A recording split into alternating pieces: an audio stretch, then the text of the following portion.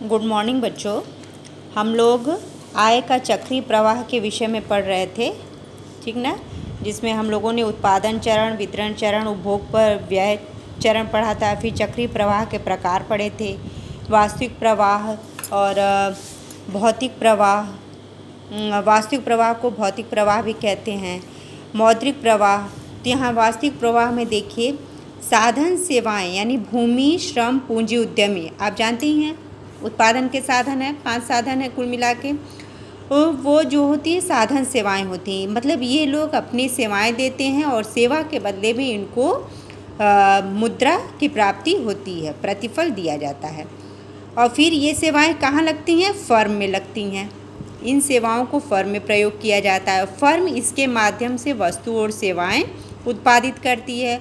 और ये वस्तु और सेवाएं कौन खरीदता है? परिवार खरीदता है, ठीक ना। परिवार के माध्यम से इसका वस्तु और सेवाओं का प्रयोग किया जाता है।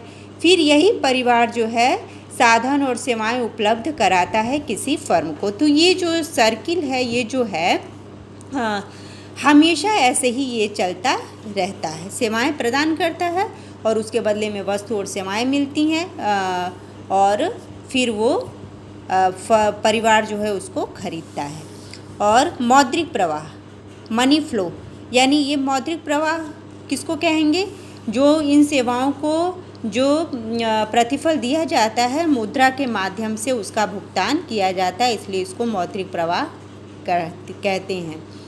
तो जो परिवार सेवाओं उपलब्ध करता है, वही परिवार जो है इन सेवाओं और वस्तुओं का प्रयोग भी करता है। दोनों चीज़ है, ठीक।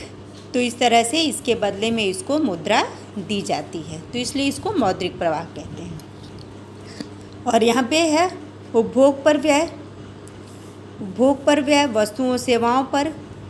फर्म, ये वस्तुओं और सेवाएं किसको प्रदान की जाती है? फर्म को प्रदान की जाती है, जैसा अभी हमने बताया। और फर्म जो है वस्तुओं और सेवाओं को फर्म जो है इन वस्तुओं और सेवाओं के माध्यम से मतलब कि इसके माध्यम से वस्तुएं और सेवाएं उत्पादित करता है। और ये जो है वस्तुओं और सेवाएं किसके माध्यम से आता है? परिवार के माध्यम से आता है। और परिवार को जो ये चीज़ मिलता है, मौद्रिक सेवाएं, मुद्रा मिलती है, तो वो वस्तु और सेवाओं पर व्यय करता है, उपभोग व्यय जिसको कहते हैं, ठीक ना। तो ये उपभोग व्यय हो जाता है। अब यहाँ मौद्रिक प्रवाह को नाम का प्रवाह, नॉमिनल फ्लो भी कहा जाता है। इसको अंडरलाइन कर लीजिएगा, एग्जाम में कभी कभी आता है। इसको नाम का प्रवाह या नॉमिनल फ्लो भी कहते हैं मौद्रिक प्रवाह को। अब चक्रीय प्रवाह में सम्मिलित क्षेत्र हैं, इसको मैंने पढ़ाया था आपको। द्विक्षेत्रीय अर्थव्यवस्था में चक्रीय प्रवाह, जिसमें फर्म और परिवार आता है। आप यहाँ देख लीजिए ध्यान से, फर्म और परिवार, यानी कि परिवार और फर्म। वित्तीय बाजार है। वित्तीय बाजार किसको कहते हैं? ये भी मैंने बताया था। जो वित्तीय संस्थाएं होती हैं, बैंक है, बीमा कंपनियां हैं, ये वित्तीय बाजार है। तो परिवार इसके माध्यम से बचत भी करता है, उधार भी लेता है। फर्म जो है वो भी उधार लेता है और बचत करता है, दोनों चीज़ें हैं, ठीक।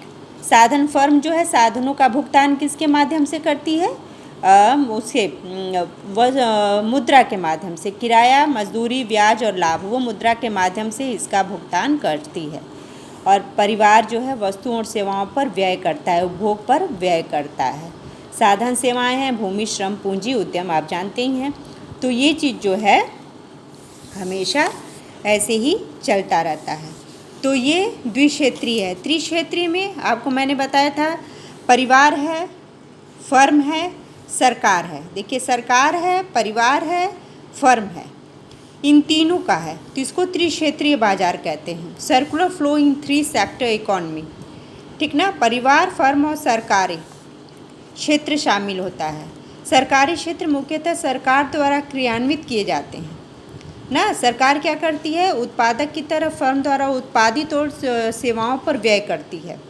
मतलब जो फर्म वस्तुओं का उत्पादन किया रहता है, सेवाओं का उत्पादन किया रहता है, सरकार उस पे उपभोग पर, उस वस्तुओं के उपभोग पर उसको खर्च करती है। पैसा एक्सपेंड करती है, ठीक है।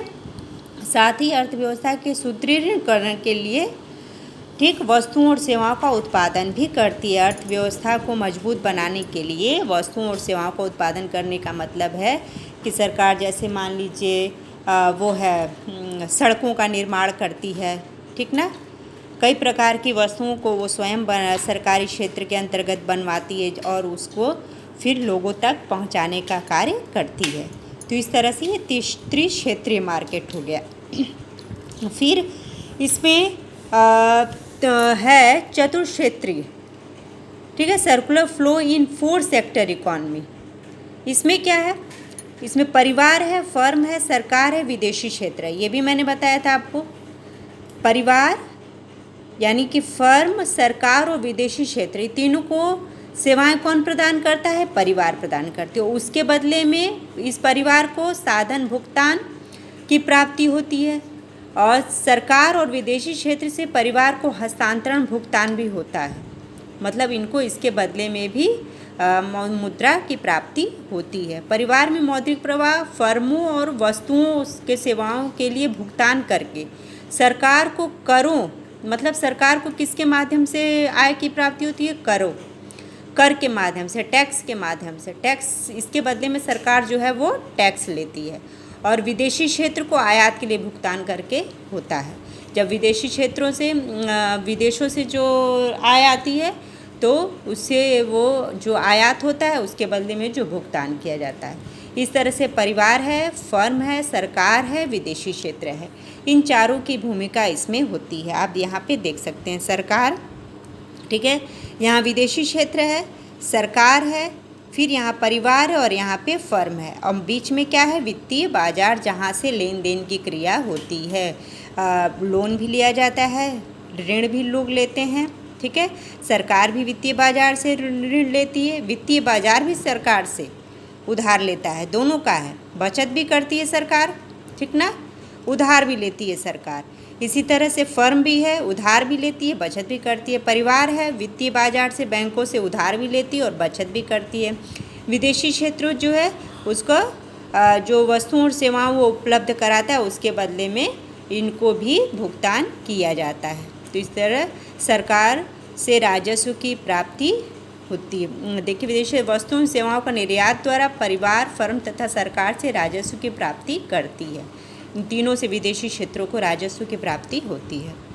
फिर इन सब का भुगतान कहाँ किया जाता है, उपभोग पर व्यय किया जाता है, ठीक है।